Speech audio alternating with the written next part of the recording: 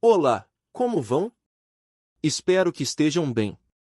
A saga continua. E talvez estejamos começando a nos familiarizar com algo mais profundo. Hoje vamos atravessar o lado obscuro da psiquiatria.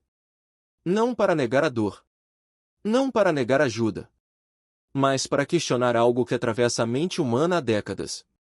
Quem decidiu o que é normal? Existe uma pergunta que quase ninguém suporta encarar até o fim.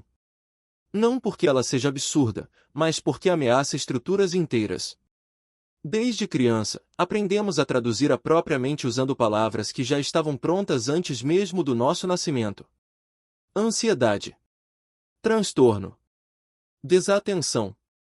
Instabilidade. Controle. Comportamento adequado. Tudo recebe um nome. Tudo recebe uma definição. Tudo recebe um lugar específico dentro de um sistema que precisa manter ordem. E depois de anos ouvindo as mesmas explicações, começamos a acreditar que elas são absolutas. Mas talvez não sejam.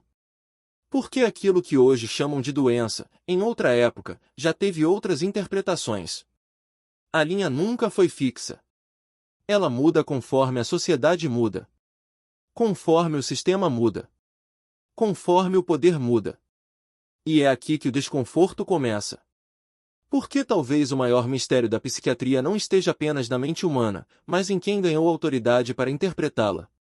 Diagnosticar não é apenas compreender. É definir limites.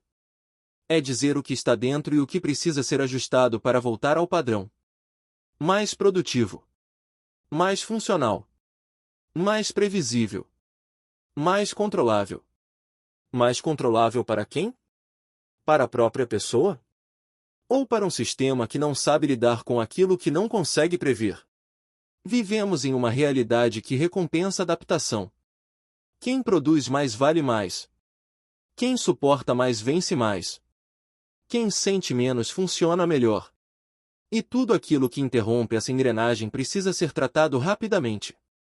Silenciado rapidamente. Normalizado rapidamente. Mas existe algo que quase nunca entra nessa discussão, a singularidade. Aquilo que não pode ser padronizado. Aquilo que não cabe em protocolos. Aquilo que não pode ser resumido em um código clínico. Porque por trás de cada diagnóstico existe alguém tentando sobreviver à própria experiência humana. Uma mente única. Uma percepção única. Uma dor que nenhum manual consegue reproduzir completamente. E talvez seja exatamente isso que incomode tanto. O fato de que algumas pessoas simplesmente não conseguem caber. Não porque estejam quebradas, mas porque foram empurradas para estruturas incompatíveis com aquilo que são. E se parte do sofrimento moderno não vier apenas da mente, mas também de um ambiente que exige velocidade demais, cobrança demais, estímulo demais e pausa de menos? E se algumas pessoas não estiverem doentes, mas apenas esgotadas de tentar parecer normais o tempo inteiro? Porque existe uma diferença entre cuidar e domesticar. Entre ajudar alguém e moldá-lo até que ele se torne aceitável para os outros. Nem toda intensidade é um defeito. Nem toda sensibilidade é fraqueza.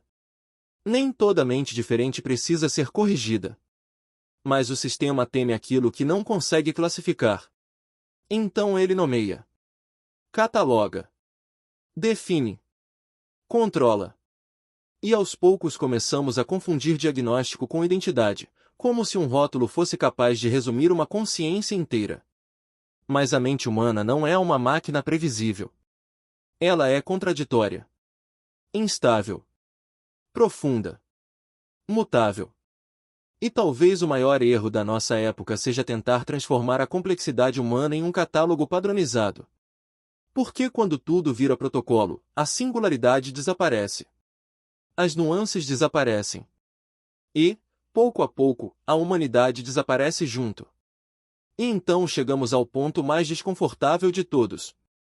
Quantas pessoas passaram a acreditar que estavam quebradas, quando, na verdade, apenas nunca foram compreendidas fora do padrão? Essas perguntas não anulam a psiquiatria. Não negam ajuda. Não negam tratamento.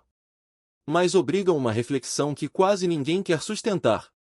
Estamos realmente curando pessoas ou apenas treinando indivíduos para suportarem sistemas adoecidos? Porque talvez o maior sintoma da nossa geração não seja ansiedade, depressão ou instabilidade. Talvez seja o cansaço absoluto de existir em um mundo que exige máscaras o tempo inteiro. No fim, talvez o maior mistério não esteja na loucura, mas na normalidade. Porque talvez o chamado normal nunca tenha significado saudável. Talvez tenha significado apenas adaptado. E existe uma diferença brutal entre alguém curado e alguém que apenas aprendeu a esconder o que sente para continuar funcionando. Então a pergunta final não é: qual é o seu diagnóstico? A pergunta real é: quem ensinou você a acreditar que precisava se encaixar para merecer existir? A caminhada está apenas começando. No próximo episódio, vamos atravessar uma pergunta que acompanha estudiosos da mente há décadas. O que realmente é a esquizofrenia? Uma perspectiva que pode nos fazer enxergar muito além do que nos ensinaram. A saga continua. E se você acredita que essa mensagem pode ajudar outras pessoas, compartilhe e siga conosco nessa jornada.